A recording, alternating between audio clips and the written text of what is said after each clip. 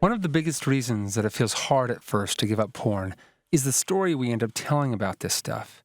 It goes something like this. Yes, porn is pretty intense and exciting, but I've got to stay away. We accept this story without question, creating a mindset of grueling white-knuckling and self-sacrifice, where we've got to do our best to resist the stuff that everyone else says is pretty sweet.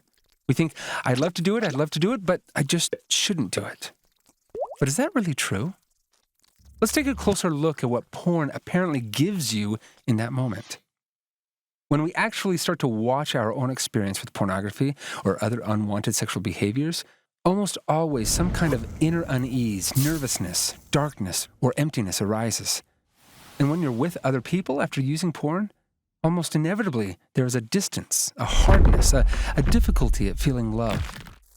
Pretty awesome stuff, right? Well, if porn was really packaged and sold as some kind of wonderful drug, that would be a pretty impressive advertising campaign, right? Like, want to feel more nervous, uneasy, and empty inside? Have you been looking for ways to feel colder towards those you love? If so, we have the drug for you. But wait, others might say, this really does feel good in the moment. No matter what happens later, I turn to it because it makes me feel good in the moment. Well, let's talk about that for a minute. Because it's true that in the moment of using, there is an immediate relief that can come as the craving is satisfied. Like a smoker puffing a cigarette. They take a deep breath and, I can relax. Some would argue that it's that very moment of relief, and the story that we tell about it, that can drive both a smoker and a porn user to keep using for years and years. Hey, this is how I relax.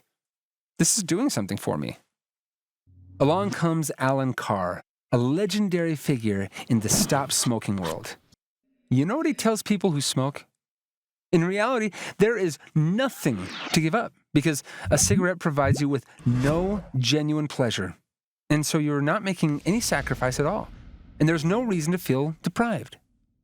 This is a hard thing to believe for people who have been using a cigarette as their pleasure or crutch for years. But Carr does not back down. He says there is nothing legitimate that a cigarette is doing for you at all. The apparent relief is only a masking of feelings, pushing them away in a way that complicates them. You are walking away from nothing valuable, Carr insists. And when you really get that in your head, you can look on others still smoking with pity. With Carr's help, thousands of people have found themselves suddenly able to give up smoking. Could this same insight help us kick the porn habit for good? What if the relief and stimulation we often see porn providing was only really distracting us from other things happening, like a mirage covering up the fact that it's only making your life harder in numerous ways? Rather than relieving stress, it's actually increasing it by the burdens it unleashes on you. Rather than increasing pleasure, it is actually bringing greater pain into your life. Rather than helping you connect with other people, it is alienating and pushing them away. We could go on, but I think that you're seeing the point. There's a lot more going on in the moment of using than just relief. Beneath whatever stimulation is happening in the body, in that very moment, we are wreaking literal havoc in our mind, body, and relationships, deadening the heart, numbing the body, and alienating connections. If so, then perhaps we come to Alan Carr's same conclusion. Pornography is doing absolutely nothing fundamental or real for you, or for any of us. The only thing it brings into your life is heartache, pain, and grief.